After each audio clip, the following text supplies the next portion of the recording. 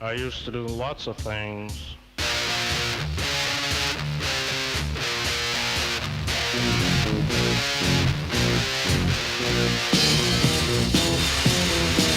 I used to do things and I'd say things and Jesus, I was evil. Take things and break things and Jesus, I was evil. I never shook, baby. Okay. All right. Then. All right. So before we start this, it's still film related, but I just want to go. I just realized something recently, which is Hit me. I do not like film festivals. Oh, okay. Have you ever been to a film festival? No. And it's funny because it's taken me like a decade to realize this. Yeah. So I've been to several, not too many major ones, but I've been to like the Napa Valley Film Festival. Yeah, then you talked about that. Yeah. The San Jose International Short Film Festival a couple of times, the Carmel Film Festival, and a couple of smaller ones in LA. Sure. And the festival environment is fun. And back when I was making more money, I would usually go to these ones and I would get like the VIP pass. It was like $500, but for me, it was worth it because it was like 4 or 5 days and you got access to all of the films. Right. There would often be like a breakfast that was complimentary, and they would have like a Q&A with the filmmakers. There would be a lot of just like receptions. There'd be like usually like an opening night ceremony with food, and then access to a lot of like like after party things. So the actual environment was really fun, really cool. Most of the films are garbage. So that's reason number one why I do not like film festivals. But the biggest reason why I don't like film festivals is that there's so much fucking pressure to like these films. And the reason why is because after each screening, they would have a Q&A with the filmmakers in the cast and crew. So it's like, of course, nobody has the balls to say, "Hey, I didn't really like your film. Why did you make that?" It's all just, "Oh, that was an interesting film. It was very unique." Yeah. So I don't. It just feels like everybody's there and everybody's just kissing each other's ambitious. asses. That's what you say. You say it was ambitious. Yeah, exactly. Yeah. I don't know. It's just funny. It's just like. Did you go to one recently? No, that's why it's just taking me years to be like. Oh, you just had like a revelation. All right. Yeah. Interesting. Yeah, I've considered going to. I don't know why I was going to the Atlantic City Film Festival. I think it was like, I had something planned that, and like, okay, next year, and then like the next year was like COVID or something. Yeah. And then it didn't open up, so I don't even know. I believe it's actually October. I might have to check again though. But that would probably be the closest one that I follow. I'm sure Philly has a bunch, but yeah, I've never been to one. I don't, not film related. I lived, as you know, I lived in New Orleans, and that's like a big festival city. I don't even mean Mardi Gras. I'm not even talking about Mardi Gras here. I'm talking about, everyone knows like Jazz Fest is the biggest one, which actually is like very little jazz anymore. It's like, I saw the Red Hot Chili Peppers there, for instance. Yeah, like people, it's not jazz. It's just all types of music, which is cool. Yeah. But there, like there's like Brunch Fest. There's Voodoo Fest is like the October one. There's one of the longest running gay festival in the South, in the Deep South, is there. That's like Labor Day weekend. Yeah. A lot of them though I can't stand because one, they're like isolated, so a lot of times they're like at one of the parks, and it's impossible to get out, like to get an Uber. There's no bathrooms, there's like nothing, and it's just like, well, I know all these restaurants, I can go get their food like normally. Instead I have to wait in line for 45 minutes, eat their food off of like plastic, and that in the sun, and then like not be able to wash my hands somewhere. It drives me nuts. So I realized that I was like real into festival season in New Orleans, and then I was like, by the end of it, I was like, I fucking hate this. The only good one I think is French Quarter Fest, because it's in the neighborhood of the French Quarter, so it's like you can just go wherever. Yeah. Or you can go to the festival, but if you don't, the French Quarter is right there. So but I've not been to a film festival. I mean, like I said, like the festival environment is fun, and there's a lot of cool perks, and especially like if I would see the benefit if you're a filmmaker and you want to, it's a great place to network. Well, I do have fond memories, and unfortunately, the Carmel Film Festival no longer exists, but I do have. That was one of my favorite ones because, like, Carmel is like this gorgeous little coastal town, and it's just like very European. Like it's like a storybook. Yeah, like, it's just very quaint, and it would take and like I would stay like either in or near, like in town, and like they would kind of take over, but like everybody was in on it, so it's like. So like you could just walk around, just walk from screening to screening. Cool. And then they had this thing where it's like they would have after parties every night, and each venue was it was always at a different venue, but it was always like you had to know somebody, you had to ask around and be like, hey, so where's the after party tonight? And it was just like free wine and appetizers. So just like, so to me, like the $100 a day thing was pretty worth it. See a bunch of screenings. Yeah. So So, and these are full length movies, right? So sort of. So usually during the day, at least for the Carmel one, usually during the day it would be mostly short films, but it would be a block. So it'd be like an hour to an hour and a half of short films, and each one would kind of have a theme. So it'd be like, comedy and drama, or horror and fantasy, or or whatever. So you knew you had an idea of what you were getting into. But and then they would usually, like, the nighttime was when they had features, and it would often be like the debut or the premiere of a film, and that's where it would be at a bigger venue. And there would be like an opening reception and hors d'oeuvres and stuff, and then you watch the film, then a Q&A, and it would usually be like a slightly bigger filmmaker. Yeah. I saw Matthew Modine. Nice. Yeah, so he was there. So yeah, I met some B-list actors at these things, so it's pretty cool. Yeah. And Modine's not B-list though. Oh yeah, I guess not. Yeah, I'm not sure if I would call Matthew him Modine. You mean the guy from Full Metal Jacket? Yeah. I don't consider him B-list, but I guess. I mean, yeah. But then he was also in Chris Nolan movies. What is A-list? Yeah. He has a great line in he's in Pineapple Express. That's right. Yeah. Right. Yeah. But he's like, when I come back, I'm getting come back with my fucking gun or something. Like, don't do that. Don't bring your gun. And then I met a childhood crush. I forgot her name. I think it was. I can't remember. But anyway, she played his name. She played the Pink Ranger in the Power Rangers. Oh, Kim? Yeah. Yeah. Oh, Kimberly, I don't know the actress's name. Kimberly. Yeah, dude. Yeah, I met her. She's like everyone's childhood crush. I know, and she still looked really good back then. But anyway, so like the festival atmosphere was really cool, and it was in a cool town. But it's just like, I just remember like forcing myself, like, yeah, that was a good short film. But it's like, yeah, it was pretty. I went one year. It was just right after the Harvey Weinstein thing broke, so multiple short films came out that dealt with, like, sexual abuse and but it was always like the men who were portrayed as bad, and it was just like, it's just so heavy-handed. Like, it's just, so it's just the politics too is getting yeah. So but if you have the chance to go to a film festival, I recommend it. I would probably only go to one that's like very convenient, like that's nearby, or if I'm going to Philly to hang out with friends, like I'd see friends. I wouldn't like really travel just to go to one. I wouldn't go to like Sundance or something, or like out in far away. I wouldn't fly to Toronto or anything like that. Right. So yeah, I just want to get that off my chest. When we make our movie, we'll submit it to the good film festivals. Yeah, exactly. Can. Yeah. You know what? I'll fly to Venice or Cannes or one of those. Yeah. But yeah. So anyway, thank you for listening, Ben. I just had to get that off my chest. That's what I'm here for, brother. Yeah. So speaking of chests, today we're going to be talking about Giallo films because there's a lot of titties. Yeah, it's not my like you and I kind of talked about. It's not like our favorite horror subgenre, but it is. It's good, trashy fun. It's just beautiful, voluptuous women getting slaughtered. Yeah. So there's some trashy fun, and there's some cool bright spots. But do you want to talk a little bit about what Giallo is? Yeah, sure. So I first heard this term in these movies when I was actually taking Italian in high school. Not that we watched any, of course. We watched a lot of Italian movies, but not any of these for obvious reasons. But I just remember kind of learning about it. And so the brief overview of like the history of it is what we would call like pulp novels. Yes. Like because of how they're made on like the pulpy paper that's like crappier quality, and they're kind of all underground and violent and sexual and all that stuff. That's what Giallo gets its name. So it was they were novels from a publisher, and they were like Giallo something. I forget the name, but they were yellow, like because so in Italian, Giallo means yellow. It's that simple. And so there were these novels with yellow jackets, and they kind of were mystery and violent. And it's funny, real quick, that the color yellow has been so associated with decadence. Because that's where the term yellow journalism comes from. It's like the sensationalist, trashy, gossipy type of news. And also like in England during the Victorian era, yellow was often associated with the Gothic horror genre. Oh, really? So there was a collection of horror and fantasy stories called The King in Yellow.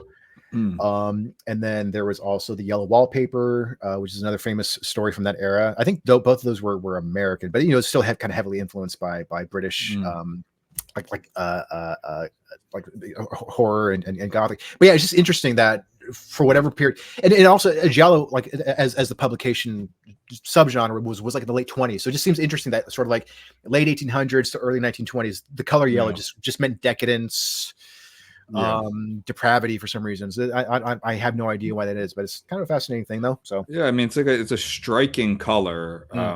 It stands out. It's in your face. So I don't know if that has something to do with it. Like it's not. It's like the opposite of coy. It's very abrasive. The yellow color. Which is why we use it for warning signs. My Hawkeye's hat. Yeah, exactly. I wore my Hawkeye's hat for that reason. So but we're not talking about like the novels, right? Of course, we're talking about the movies because this is HorrorFest, and so like you said, the novels were like the 20s, 30s, and then giallo came. So I was looking. If you look at a timeline of kind of like broad timelines of movies, like you have the 40s, 50s, were that like hard-boiled type of detective, and there was kind of like the underground, the salacious. It doesn't seem very salacious to us now, but that's what that style was more of. Then there's some style in between that was German that I'm really not familiar with. It wasn't like German expressionism, but that was even before that actually, which I love. I love that style, but this was something else I'm not really very familiar with, and I actually just learned this. Then there was giallo, and then after giallo, we'll get into what that influenced in America, which I'm sure you could probably guess in the 80s. So really, giallo comes from like the 60s and 70s. I would say the most notable ones come from the early 70s to mid 70s. And that's kind of like the heyday of giallo movies. Dario Argento is definitely the most recognizable name on there. The other one is I think it's Mario Bava. And then son Lamberto, or maybe I forget which one's the son and which, but yeah, there are two Bavas, and one of them's the father, one of them's the son. I think Mario's the father, but I'm not positive. They were both horror and giallo filmmakers, right? Pretty prominent, though. Yeah, right. Most people know Dario Argento because of Suspiria, which like technically is a giallo film, but I want to table it. It is distinct in some ways that I don't like. I don't think if you want to kind of dive into this subgenre, I wouldn't do Suspiria. I saw Suspiria already, like well before this. Yeah, it's definitely a good movie to watch, but that does not give you the best, example of this subgenre. It's a little more supernatural too. That's exactly it. Yeah, as a supernatural element, where these other giallo movies really don't. Or I mean, you could argue that the most giallo of them does in a small way, but I'll get into that. Yeah. So the most notable kind of aspects of these movies are they follow not a script, but I just watched like an overview of it, and I didn't even put together how many similarities there actually are between these movies. And for the record, I watched 3 for this episode. I watched The Bird with the Crystal Plumage, The Cat O' Nine Tails, and then Deep Red, and these are all Dario Argento, I believe. Yes, they are. I watched Tenebrae, which is also Dario Argento, and then I watched. I didn't watch it specifically for this one. It was I've had it since I was a teenager. Just because it looked cool, the cover looked cool. But it's called Delirium, which came out in 1972. Okay. And then I watched another one a while back. It's not Italian. It says Spanish American, but it was heavily influenced by giallo, and it came out in 1982. It's called Pieces. Kind of straddles the line between slasher, like American slasher, but like sort of like that over the top Italian style. Sure. But we'll kind of get into those in a bit. But so some of the notable elements of them. One is probably the most notable is that there's a killer and you don't know who it is, and that's the mystery. Who is the killer? I would not classify them as whodunits, right? Like a I wouldn't classify it like that. Like it's not a Glass Onion. Is that what it's called? The Glass Onion movies, or like an Agatha? Oh, Knives Out. Knives Out. Yeah, Knives Out movie where it's like these are all the characters. One of them did it, and they're all in this place. It's not like Clue. It's not like that. In these movies, at least the ones I saw, like you probably met the killer at some point, but it's not like you're putting together the pieces and you're figuring out motivations. It's really not like that at all. Right. So that element is the most obvious. They always reveal the killer at the end. Again, these are broad these are generalizations. Maybe there's a Giallo that doesn't reveal the character. I think there are some that have two killers, but these are broad generalizations, which is redundant. But the killer is revealed at the end. It's probably not who you think it's going to be, and usually they're killing for like a psychological reason. Yeah, there's usually not a whole lot of.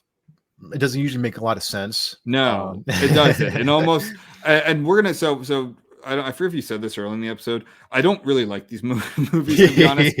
I don't think they're very good, with an exception. Again, I've seen these three. Mm-hmm. One of these I think is good. The other two I don't, and I'll tell you which ones. Yeah, I think I saw one or two before.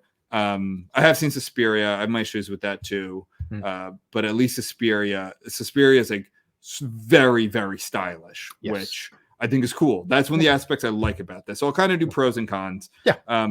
One thing that is very, so let's get into that one. So these movies are very stylish. Mm-hmm. They're not like the I think Hard Boiled has its own kind of stylish style too that I really like.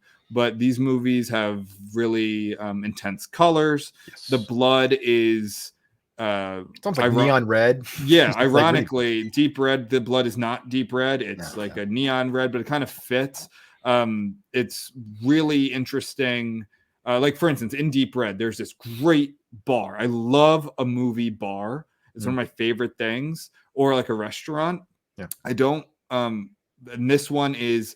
It's called the Blue something. I can't remember, but it looks just like it's based off of Nighthawks by Hopper, Edward Hopper, right? Famous one where like they're sitting in that cafe or whatever. Yeah, where it's like curved and I love that painting. Yeah. I saw that in the Whitney actually. It's beautiful, and this is based off that. So I love anything like that. It's very cool.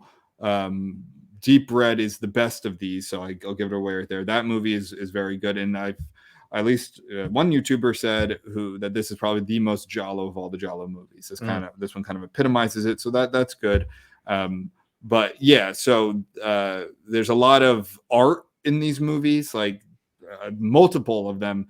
Like The Bird and the Crystal Plumage, like modern art is a huge part of that movie. Deep Red, it's more classical art. A lot of times like missing art or clues are in art. That's a big part of it too. And I'm sure that plays on like, and all these movies, by the way, take place in Italy. But at least, again, the ones I saw, some might not, but they usually take place in Italy. But another aspect of Giallo that is pronounced, which I didn't notice until I watched this YouTube video on it, is that usually the main character, the protagonist, is an outsider.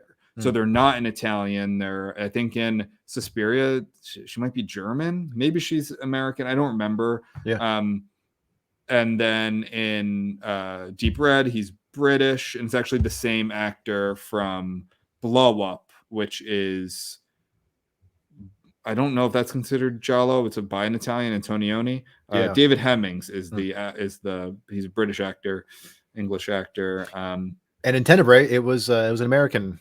It was an American. Yeah, in Bird the Crystal Plumage, I believe he's an American, but they're usually an outsider. I like that part of it. Here's the part I don't like about it. They're like always a detective, but they're not a detective. They're amateurs, and that's part of this too. And my argument with that, and this is really fucking annoying in Bird with the Crystal Plumage, is like, just leave. All you have to do is leave. The killer actually in that movie wants you to leave. Like he's saying, if you keep, so why I don't understand. One of my biggest bugaboos with movies is when I can't understand the motivation behind, not like a killer, because the killer, the motivation could be, well, he's crazy, right? And that's believable enough. But for a straight person, like a straight character, why would you try to solve this murder or these series of murders? And it's not even like it's personal. Okay, like they murdered your wife, they murdered your child. I get that, but that's not what's going on here. It makes no fucking sense to me. And all I have to do is leave. And the answer to that question is, why don't they just leave? It's because, of a movie, well, then write a better movie. Right, and it drives me nuts, and that's one part I don't like about Giallo. So I'm gonna kind of seesaw back and forth here. Sure. That's one thing I can't stand. I would like it so much more if they had professional detectives. Like those I don't understand. Like that's in hard-boiled movies. Like that's the guy's job, so that's his motivation. And he's committed. He's dedicated his life to solving murders. So that's enough. Yeah. Even still, sometimes it's like, all right, dude, is this worth it to put your family in danger? Like, that's a different question. But here, like one of these movies, I'm getting them kind of mixed up because I watched them all around the same time. I believe it's Bird the Crystal Plumage. It's like, just stop investigating. Yeah. Go home. That's all you have to do is go home, and he can't help it. So, and it's funny because it seems like with Giallo films, motivation and plot and character are completely secondary, if not tertiary, to some like beautiful camera work and beautiful visuals. It just seems like it's a lot of style over substance. Which like I said, it's beautiful to look at, and there's plenty of fun to get out of it, and cinematic artistry. But it just seems like or especially when they reveal like the motivations of the killer, and it's just like, it's not revenge. It's just, it's a normal person. Like they have like a regular day job, a regular life, but they're also just they have the psychotic side to them. That's it. Like it's just, it's that's like, but that's still better than a lot of times the motivations for the detective, for the protagonist, who very often it's like I feel like interest can only take you so far. Like, okay, this is interesting, but this isn't a podcast. Like, this is your life. Just stop. Like, go back to being an actor or a model or photographer or whatever it is. So some other aspects of it. So I was saying style, the colors, the camera work is what you said. There's some really cool camera work in these movies, especially in Deep Red. One thing that's very notable that I'm not sure if they invented the POV, but it's the POV of the killer, which obviously becomes very big in slashers of the American 1980s movies into the 90s. That is huge, and in fact, that's that shows like the gloves and usually the weapon. I mean, the killings are sometimes over the top. Usually though, it's just a knife or an axe or something like that. But they do get a little more intense. I think like the killings in The Birth of Crystal Plumage, which was 1970, were pretty tame compared to Deep Red, which is 1975. So you just kind of see that natural progression there. And what was Count 9 till 71, right? But if you're kind of looking at this from more of a film criticism or like it's a study film, I think there's a lot more here than if you're just watching it for October Horror Fest or something like that. That I would be a lot more picky and choosy for what you're gonna pick. So I'm looking here. So it seems like Alfred Hitchcock's Psycho, which came out in 1960, was sort of like a proto Giallo, except that was a much fancier film. But of course, there's the POV too. With the, so they did not invent it, but but it is kind of like I think Italian filmmakers were so fascinated by that film, and so they took what Hitchcock did and they just amped everything up. They made it much more stylish and much more violent. I mean, Hitchcock's Psycho is often, considered to be like the first slasher film as well. Which I mean, because we saw like the POV shots in John Carpenter's Halloween. But yeah, no, it really is fun seeing like the inventiveness. So what these films lack in terms of plot and character, they more than make up for in terms of style and imagination. So, but I don't like. Well, I'll give a final verdict later, but I want to get back into so the camera work can be really cool. Some like cool long takes, some cool POV shots, right? That's all fun, but some of the acting is really bad. There's one scene in Cat o' Nine Tails where it's a woman comes to the guy's house, right, and it's supposed to be like kind of seductive and stuff, and it is so stilted and so bad. That being said, when I was watching this video for the overview, it apparently that's like kind of part of it. where that almost is like part of the charm. And I'm sorry, it just completely takes me out of the movie. It's very What- distracting. Yeah, it's Similar thing really happened. bad. Yeah. Similar thing happened with Suspiria too, because apparently the main character in that one, it was originally supposed to be, she was supposed to be like a preteen or something. She's supposed to be like 11 or 12 or something like that. Mm. And so I think the story was that Argento found it really difficult to find, or maybe it was just like the Italian sort of film industry was like, no, we can't let you cast a kid in such a violent movie. So okay, fine, I'll cast like an adult. But he didn't change the script. He didn't change the dialogue. So everyone talks like this very childish way. Yeah. And again, if you go in with that knowing that it's okay, it's meant to just be kind of a weird, trippy movie. Don't question things. Just be like, all right, fine. It's a bunch of like 19 and 20-year-old girls talking like they're 9. Fine. I didn't notice. I mean, I haven't watched Suspiria in like probably 3-4 years. Probably 4 years. Everyone actually a little bit childish in that movie, and it's when it gets pointed out, you're like, yeah, that's really like they're talking 10 years younger than. Well, than they actually about are. that, about the dialogue. So here's one thing I absolutely cannot stand. And the first time I noticed it was Suspiria. I actually use it as an example. Now, I didn't know at the time that this is actually common practice, and not just Giallo movies, but a lot of Italian movies of that era, was all the actors would speak their own language, and then it would be dubbed into whatever language. So for the American market, it would be dubbed in English. So you'd have like some American or British actors or whoever speaking English, and that is fine. It still is a little disorienting because they'll still redo the sound in post. So but that's like manageable. In fact, sometimes it even has kind of a charm to it. It's like, oh, I'm watching an older movie.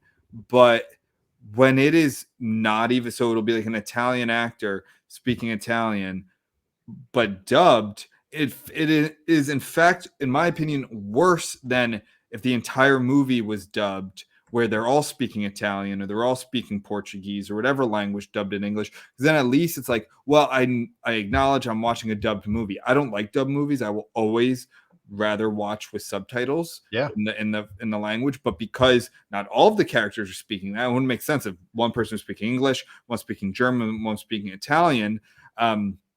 That you have like it keeps taking you out of it, because they'll have conversation or multiple scenes with all American actors speaking English, and then a character will walk in and her dub isn't matching because she's not speaking English. It's awful. I hate it. It is one of the worst part. I can't believe that people ever tolerated this. I can't believe that the first time this happened, people weren't like, what the hell is this? Yeah, it's really weird and inconsistent. So there's an actor, an American actor named John Saxon, and he showed up in a lot of Italian horror films. And again, he's American. He's born in America, and he was even in Nightmare on Elm Street. He played. Oh, okay. The main character, the teenage girl, he played her dad. He was like a police officer or something like that. And he's one of those actors where it's like, if I showed you a picture of him, you'd be like, oh, I've seen him around and things. What's his name?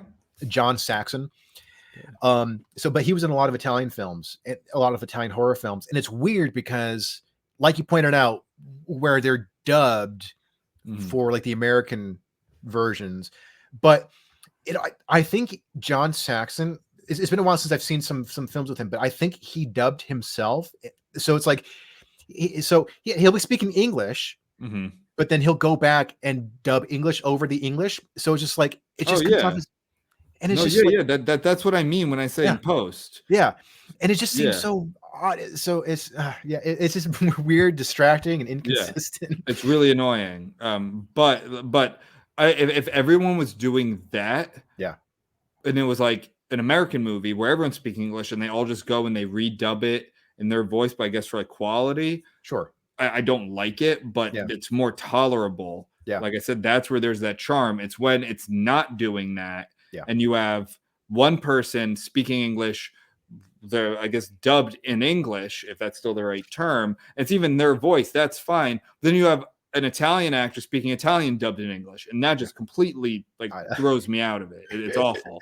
I wonder why that is. Suspiria. I don't know. That they just said that I think people just maybe had a tolerance for, it's just like, hey, it's more movies. Like you didn't have the selection maybe back then, so people would just kind of put up with stuff. And the Italian filmmakers were like, well, we don't care. Like we just want to get it into English speaking audiences. And I still know people to this day who like refuse to watch subtitled movies. No. So I don't ask them, well, would you rather do dubbed, or do you just not watch anything not in English originally? And I don't know, but maybe that was just kind of what was it? It was like, well, you know, Americans are so arrogant that they don't learn any other languages. They're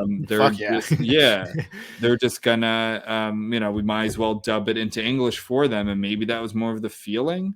I wonder if there was a technical limitation. So so typically with films, when you're recording dialogue on set, you have like 1 or 2 boom operators and they're collecting dialogue all at the same time. But when you have an American actor and an Italian actor and they're speaking English and Italian in the same scene and it's on the same track, I wonder if it was like, you know, it's gonna be really difficult to like splice out the American part and then put in an Italian. What if we just completely redo the entire track? Maybe it's just like constant cutting back and forth between the Italian. I wonder if just there's like a technical limitation. Well, there's a word for this. It's like MOS or something. That means Where without I think sound, what was it? It means to record something without sound. Right, and I think they do that because they can like talk during it. Like the director can be giving direction to. Well, it's usually because if there's like something really loud, where it's like, oh, like we're recording in a factory, so there's a bunch of machines, so the dialogue's unusable, so we'll have to re-record. So it's usually like a technical reason for why it's dumb MOS. Sound. Yeah, it's German, right? I looked this up. Yeah, so sound. These are no picture take with which no sound is shot. MOS. Yeah, I don't know what the benefit is. I think it's just like you can get things done faster. So let me see. Remaining. Emma takes a more common on contemporary film shoots, mostly when the subjects of the take are not speaking.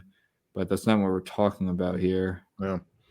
I don't know. There's some benefit to it, but I don't think it outweighs and that's probably why this isn't really done anymore. I mean, except for like you said, you know, they're in a fucking airplane hangar and they and they don't have a choice. But anyway, I just wonder if there's some weird technical reason for it's like we have actors speaking in Italian and English at the same time, and it's too difficult to cut back and forth, and it's like we'll just come up with a completely new dialogue track because it's just easier. Because you see this with CGI. You would think that like mixing CGI with practical elements would be better, but sometimes it's like actually to like splice out the physical element and then put in the CGI element. At that point, it's like, no, let's just make the entire background CGI. It's better than splicing in, and so but I don't know. I could just. I don't know why that reminded me of in the room when they like green screen when they're like on the balcony. And they like, instead of just like going to a balcony, which they had plenty of, they just screen the background like so fake. Yeah, and it would be different too in each shot. Like sometimes like, oh, there's a building in the background, and then you cut back and it's like, oh, now there's a tree in the background. Like, I don't know if I've ever I have seen it. I think I watched it after I watched the Disaster Artist, I think. I love like the lore of that movie though. It's so funny. Yeah. I've seen it with Tommy Wiseau. Like I saw a screening of it in San Francisco. Really? Tommy Wiseau was there, and then the guy who plays Mark, who wrote the book Disaster Artist, he was there as well. Dude, I do the boy. I catch myself so randomly like just going, oh, hi, Mark. Hi, Mark. Yeah. And it's funny because like it was like it's just a quick tangent. Like that movie is sort of like our generation's Rocky Horror Picture Show, because it was like late night screenings. So I went to like a midnight screening in San Francisco, and because like in the background, like there are some framed photographs of like kitchen utensils. And shit. So like people would throw like plastic spoons and knives at the screen and shit. So like whenever that would show them. So I've actually heard it's like you actually shouldn't, if you actually want to watch the movie, don't go to a screen. Don't go to screen. No, this is like if you've seen the movie and you want to like enjoy more of the atmosphere of it, the chaos of it. Yeah, like Rocky Horror Picture. Yeah, exactly. Yeah. Oh, hi, Mark. It was fun because I mean, people were quoting shit too. So like, well, how there's throwing a football, and people just like come into the screen, like come into the scene, say their lines, just like walk out. yeah.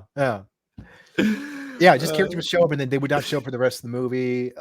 That's a wild. It's a wild time. All right, sorry. That's all right. Okay. Where were we? Yeah, so the sound, that's what that's probably honestly that, and then some of there's like really bad acting. Yeah. And it's not all of it. There's some like David Hemmings, what's that his name? Right. He's a great, I like him a lot. He's really good in Blow Up, excuse me. Blowout is then the American version that De Palma did, right? Right. With John Travolta. I actually saw that first. Blow Up is sort of a murder mystery. It's definitely not a giallo. It's actually not very violent. I don't remember. So another so the close-ups of the kill scenes, again, that kind of sounds obvious, but that is part of it because they're still obfuscating the identity of the killer. There's a lot of I don't know if this is more retrospective or not, but like the gender commentary on it, like we kind of started. There's good amount of busty women being killed, but that seems pretty par for the course in terms of the slasher genre. Again, I'm using that pretty broadly here. But it's funny because it's like some of the most like beautiful women ever, like the most like gorgeous like supermodel women, just getting like decapitated in like a beautiful like artistic way though too. Somebody once said that Dario Argento, I think it was Eli Roth, said that Dario Argento puts the gore in gorgeous. It's good. But then again, not to spoil anything, sometimes the women are not who they seem or whatever it is. It's some are let's just say that they get their revenge sometimes. But that's pretty, but again, a lot of dudes get murdered too. There's a lot of murder. It's a lot of killing in these movies. The body counts rack up. What else is there? I think that's kind of everything. I noted that a lot of it's not the most, these are not who, like, there's a sort of satisfaction to whodunits when the killer's revealed in the motivations. It's not really the case, or at least in what I've seen. I don't know if Tenebrae and what you watched, it's sort of just like they give some explanation. A lot of times it's some sort of, like, even in Psycho, I mean, you saw this in Psycho, there's all the killings happen, the reveals there, and then it's like some doctors with clipboards saying what who we think, like that sort of thing. That kind of happens here sometimes, like who the killers are. I'm gonna be the Cat of Nine Tails. That is just bad. Like what's the basic premise of that one? What's that one? So that one is this the one with it has one of the better premises. Let me check here again. Giallo films are great with concepts. They're just not great with plot. This one's kind of cool. So this was the chromosome one where it's like they find a certain a syndrome, which it's called like XYY. It's people who have this chromosome are just like way more likely to be criminals, like be violent. They test like prisoners, and I forget the numbers, like half of prisoners have this chromosome, which is like there's just not half the population has this even close, right? So something like that, which is kind of cool. Doesn't really go that far with it. But that out of these three, this is the war. Like I think Argento didn't even like this movie very much. This one was very and this one's funny because this has like an American actor who is playing an Italian, but like he doesn't speak it, he doesn't look Italian. Not, Italians look different, like but he's a very like American looking actor. James Franciscus is his name. I mean, this guy, if you look this guy up, this guy is like, he looks like a almost like a Robert Redford, right. And or a Charlton Heston or something like that. He's playing Carlo Giordani. Like, it's not, again, there are Italians who look like that. Everyone kind of looks like everyone, but it just kind of takes you out of it, where like you have these very Italian actors being Italian, and then you have the James Franciscus being Carlo Giordani, but that's just a small part of it. But like he's like that movie. It's just not a good movie. I think it's my lowest. I forget what I'm giving it. I haven't read the review yet where I did with the bird with the crystal plumage. But the ending death to that, like, dude, this is Argento, right? And this isn't one of his earliest ones. I mean, this is 1971. This is after Bird of the Crystal Plumage. Like the final death of don't watch this fucking movie. So I'm gonna spoil it. So the killer is one of these guys who he's like I had to look him up. I'm like, when they reveal it, it's not. That's what's so. It's so in like in a whodunit. The reveal is like, oh shit, like oh wow, you know, I was thinking or. This I'm like, who is that? What? I look at it, it's like one of the many doctors that they show in the and the way he dies, he like falls down, he gets like kicked down an elevator shaft almost. And he's like trying to hold on, and his hands are burning from trying, like that's kind of cool. But then he dies, his like legs hit first, and he's kind of like falls. I'm like, that definitely wouldn't even kill someone. Right. Like they might break his legs, but he wouldn't just be dead from that. Like one, he's kind of stopping his fall. He didn't fall feet first from the Empire State Building. Right. Like he fell down elevator. I'm like, that's the best you could come up with this final death. Like, I don't know, dude. It was really like that one was just like, it's one of those movies where, and even a movie. So I know I'm going on a tangent here, but a movie I really, really like. Zodiac, right? That was a good one. Great movie. But there's a part in Zodiac that I didn't realize was really dumb until I think I read it in a review or I saw it on a YouTube review or something. Sure. So so you've seen it, right? I love it. Okay, so you know, great movie. I actually like to watch it, and it's one time a year or however, whenever I watch it, I actually make a speaking of it, I actually make an aqua velva, the drink. Oh, okay.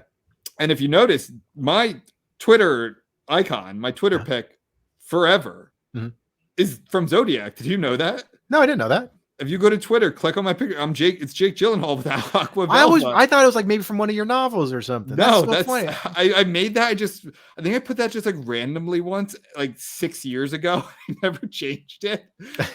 No, that's not me. That's Jake Gyllenhaal with just like an Aqua Velva. Yeah. So people who listen to this, who like follow me on Twitter, which is probably the vast majority of people who listen to this podcast. Yeah. That's like where we started this. Yeah, dude, my picture is from Zodiac. It says Aqua Velva. That's funny. Now you know. So anyway, there's a part in that movie. I'm pulling up now. Aqua Velva. It's just a picture. I don't know why I did that. It's been like that for like, honestly, like, I think I watched it in law school for the first time, probably like 7-8 years, 6-7 years. So anyway, so you remember the part in Zodiac where he's investigating the case. Sorry, I'm like kind of lightheaded from that. So he's investigating the case, and he finds the guy who has a basement, right? That's like because in California, as you know, basements aren't common because of earthquakes. So they're not a common thing. And it's like, he like leads him down in the basement, and he's like, oh, a lot of people don't have basement. And the guy's just like being creepy. But he's not the Zodiac, and he actually has nothing to do with it. So like, why would that guy just be spooky? Right. Yeah. I know exactly what you're talking about. He points it out to him, and then he's like, a lot of houses in California don't have basements, and then he just kind of glares at him and goes, well, mine does. It's like super weird. And then like that never comes back. The movie basically answers who the Zodiac is. Like, it's not left up to interpretation. It's very much the guy with the watch, and like, I'm not spoiling anything here. That's like what this movie's about. Like, it's about this guy. Who's played by that actor who I really like. He's in Fargo, and he's in some American Horror Story seasons. Charles Fleischer. He also plays the voice of Roger Rabbit. He does? I'm dead serious. Yeah. The really big guy who's like balding? He's got kind of curly-ish hair. Yeah. Oh, wait, no, not curly. Charles Fleischer, but he wasn't Zodiac. I thought those were two different guys. No. The guy from Charles Fleischer played Zodiac, the like guy. that would No, come so up. there were a couple of different suspects. Charles Fleischer played the one with the basement. The other guy that you're thinking Right. of, with the balding one, he played the one where they interrogated him at work. John Carroll Lynch. Yeah, I thought it was. Yeah, but it's very obvious he's the Zodiac. Yeah.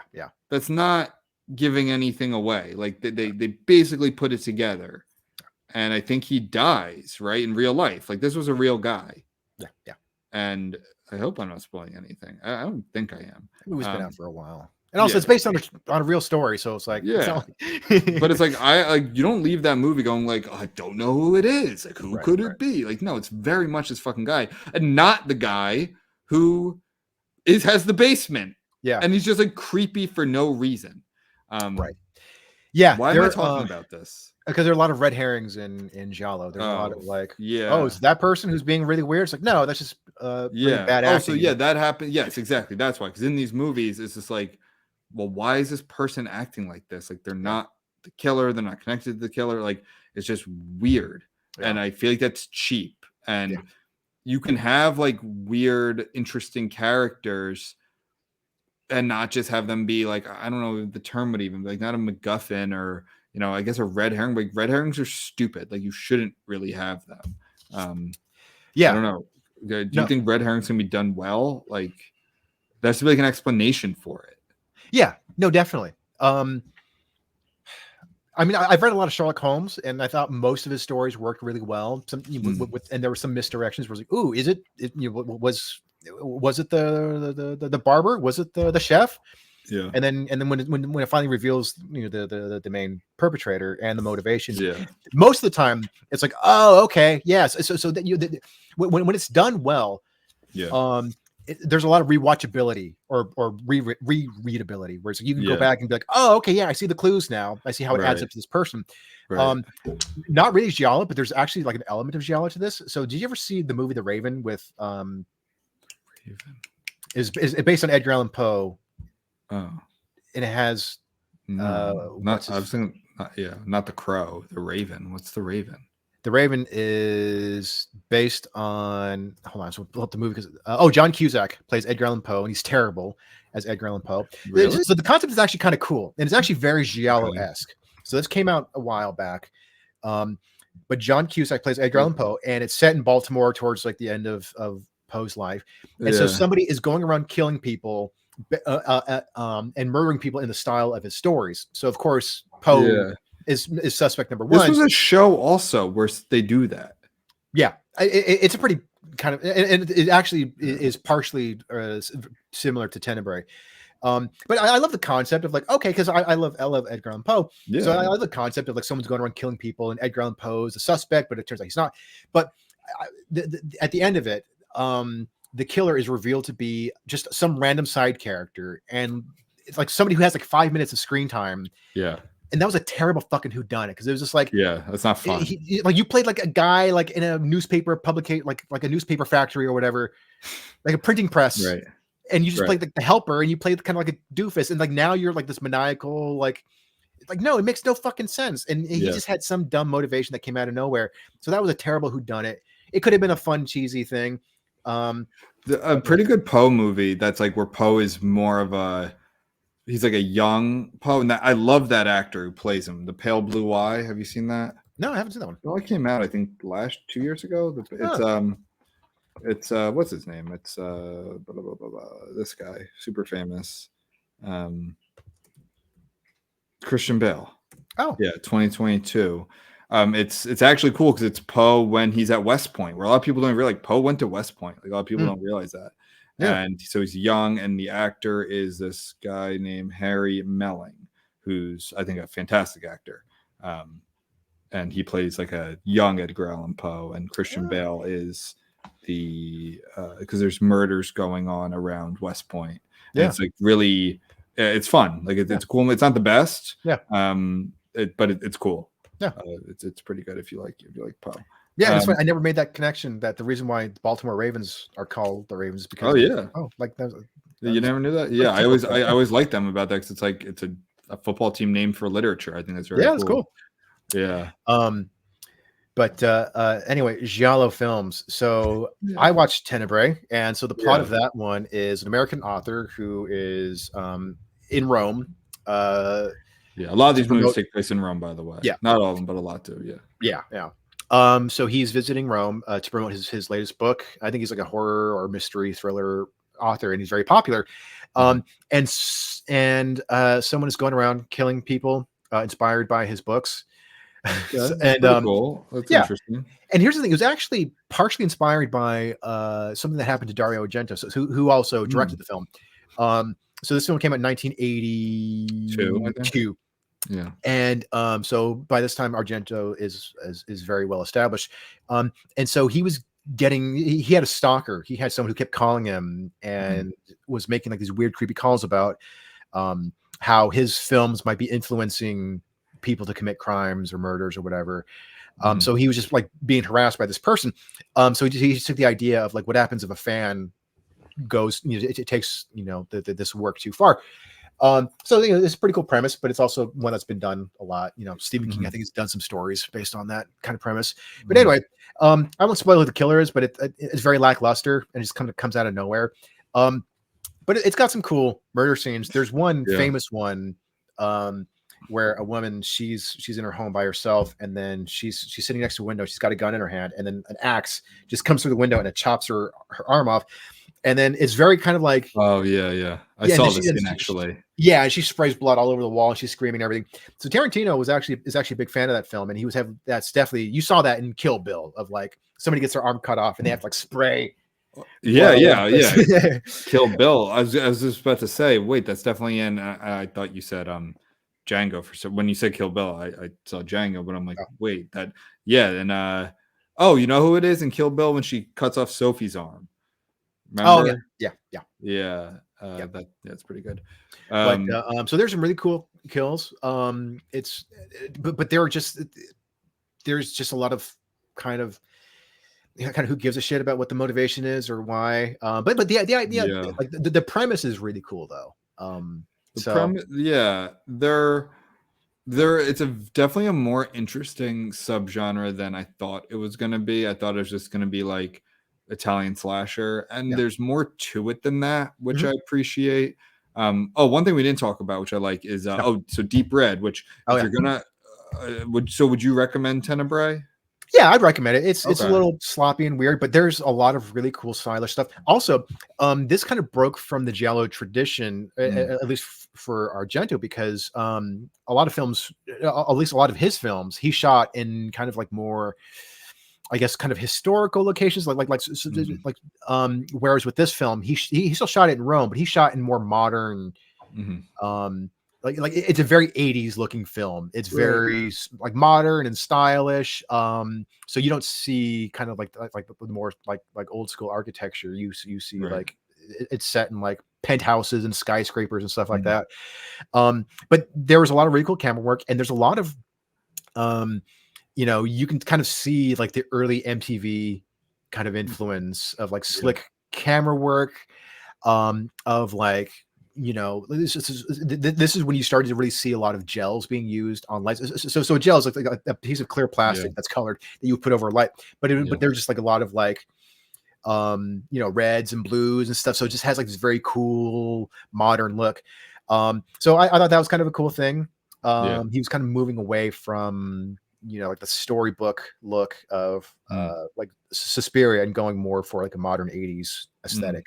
So all right. Yeah. Well, I was gonna say, so Deep Red, what I like about it is it's the first movie where they have Goblin do the soundtrack. Yeah, Goblin was really good, and you notice it. And I love when one band or one, so you watch a movie, it's like, oh, that's what's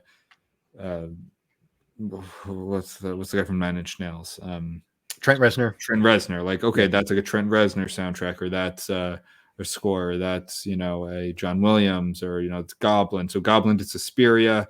It was one of my favorite parts about Suspiria. Yeah. And they do Deep Red. That's another plus for watching Deep Red.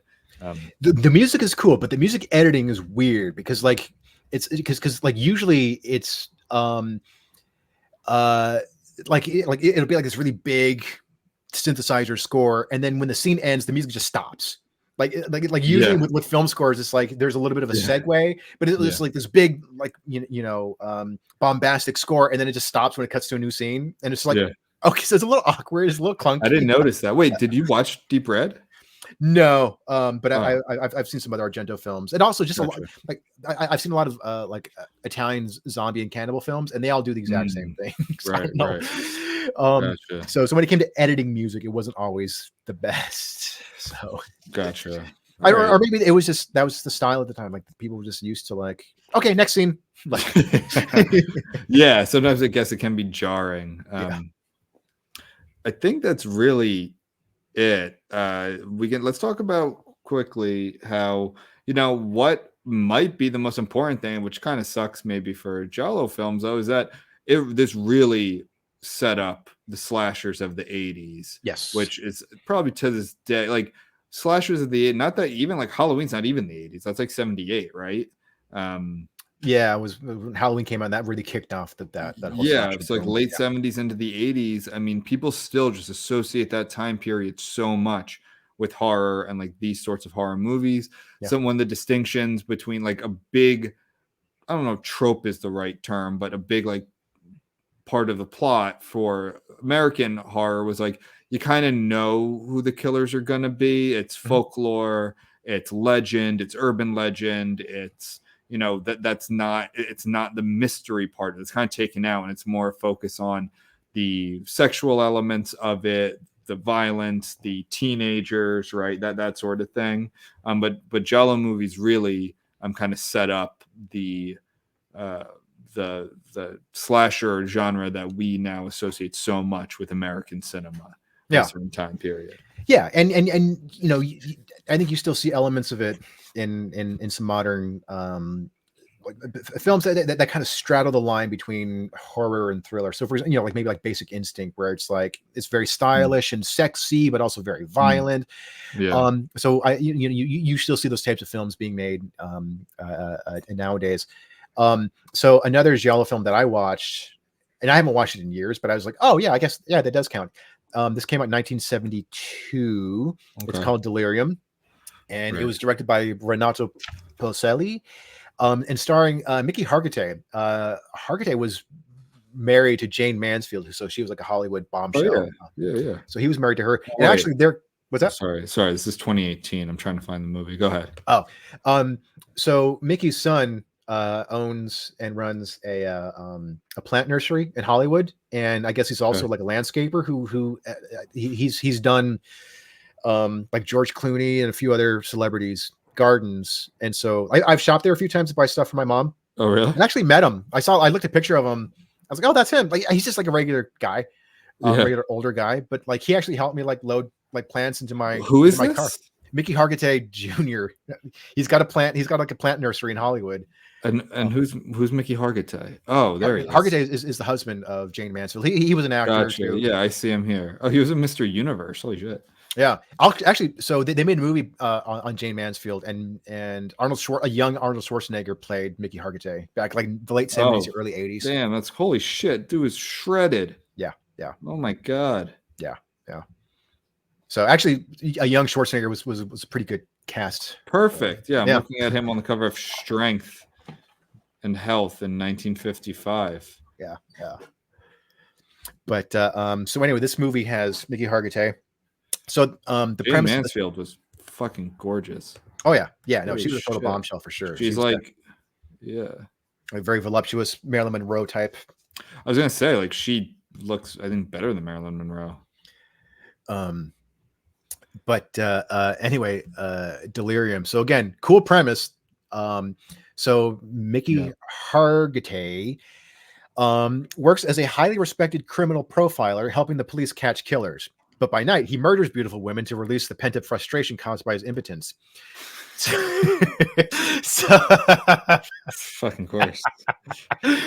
But Herbert isn't the only murderer in town. And when the police attribute Herbert's killings to the other maniac at large, he must help them catch the killer without incriminating himself. What?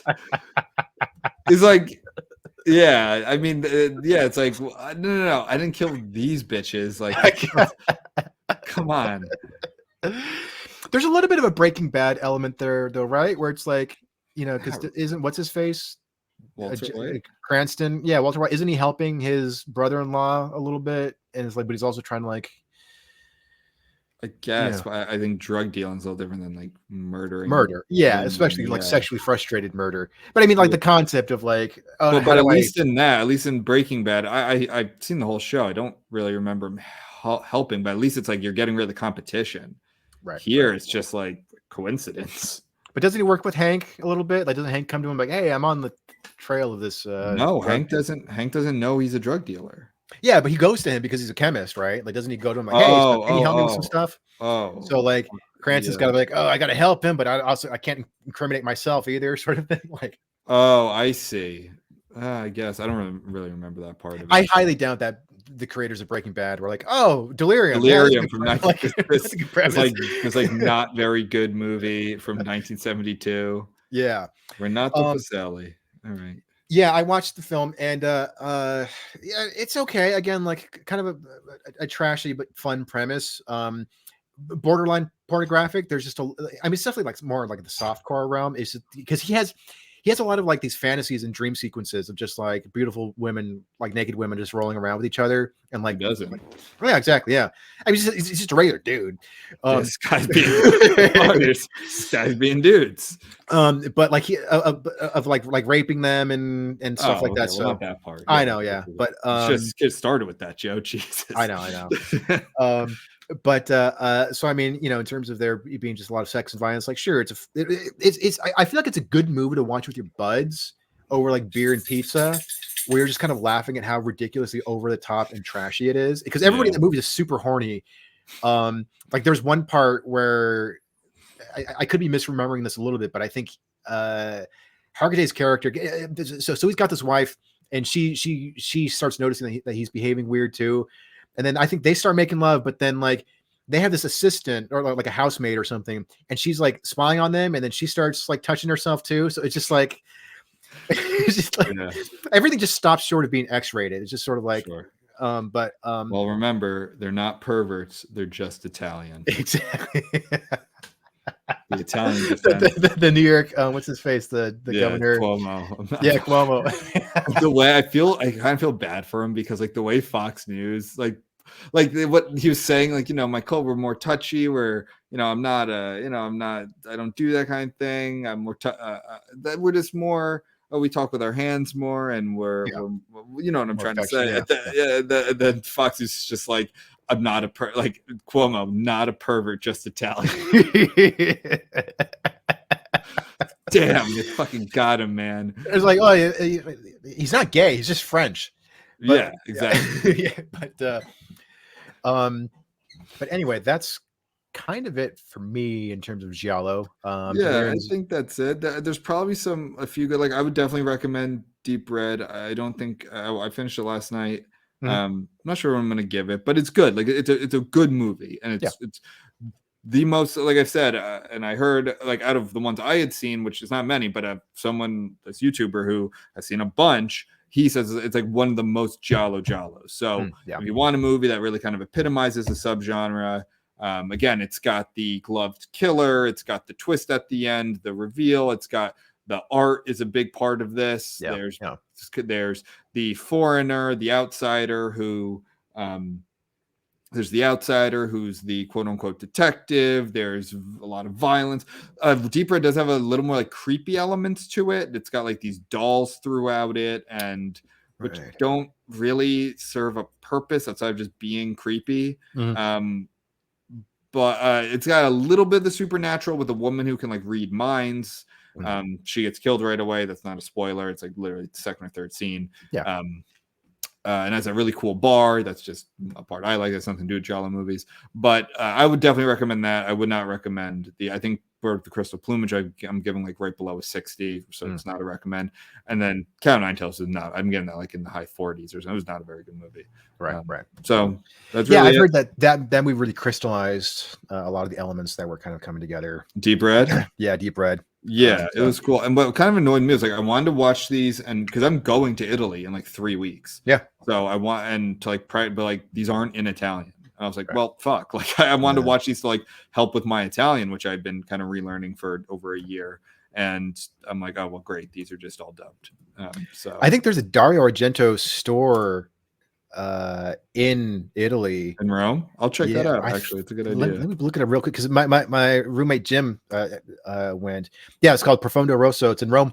Oh, that's what deep red means. Yeah, that's right. Yeah, it's a horror film Cool. memorabilia store and museum located What? in Rome. Oh fuck yeah, dude! I'm so going to that. The store is owned by film director Dario Argento and named after his film Deep Red. The basement of the store houses a museum of props from Dario Argento's films. So yeah, check that out, dude. Thanks, man. And I'm report back. literally putting it on my list right now. It's called Profondo Rosso. Okay. Yeah, and spoiler alert, Jim said that it was pretty small. It was smaller than he expected. So I guess don't expect like a huge emporium, but Whatever. It's all good. But yeah, it still sounds super cool though. Sounds so Very cool. Yeah. Yeah, just like there's just like this random Tarantino bar in Barcelona. It's just like no idea why it's there, but I found it. I didn't even nice. go looking for it. Yeah. So yeah, I mean this actually makes sense because he's Italian, but all right. Next week we actually a special year. We actually have 5 weeks of HorrorFest this year. That's right. Yeah. Don't know what we're gonna do next week. We will figure it out. Yeah. Something spooky though. So yeah, I don't know if we want to do like current, maybe just do like 2024 horror, or we do another subgenre. I don't know. I'd like to catch up on a little. Yeah. Or I think I'm going to do Long Legs and Maxine are on streaming. Long Legs and get the library. So something about like it's inside. Some like that's the title of it. I heard is really good. It lives inside, something like that. Okay. Which is new. And then the body horror is supposed to be pretty good. The substance. Oh yeah, we need to check that one out. I've been hearing pretty cool things about that one. Yeah, I've heard that one's pretty good. So maybe we'll talk about that stuff or we'll do something else. Yeah. Sounds good, brother. All right, man. I'll see you later. Oh, and then subscribe. Oh yeah. Oh, my Aunt Claire became a patron. Thank you, Aunt Claire. Oh, that's awesome. Very nice of her. We gave her a shout out last week with very, very cool. I don't know what to call them. I guess action figures, toys, whatever. With the crazy women. Monster ladies, which we love. So thank you for those. I'm going to put those up in my house in the TV room. Hell yeah. Well, thank you, Aunt Claire, and we have a Patreon. Check out the description box.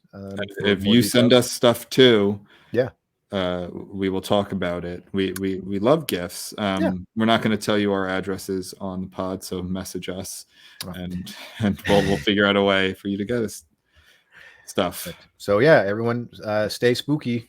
Stay spooky. Happy HorrorFest.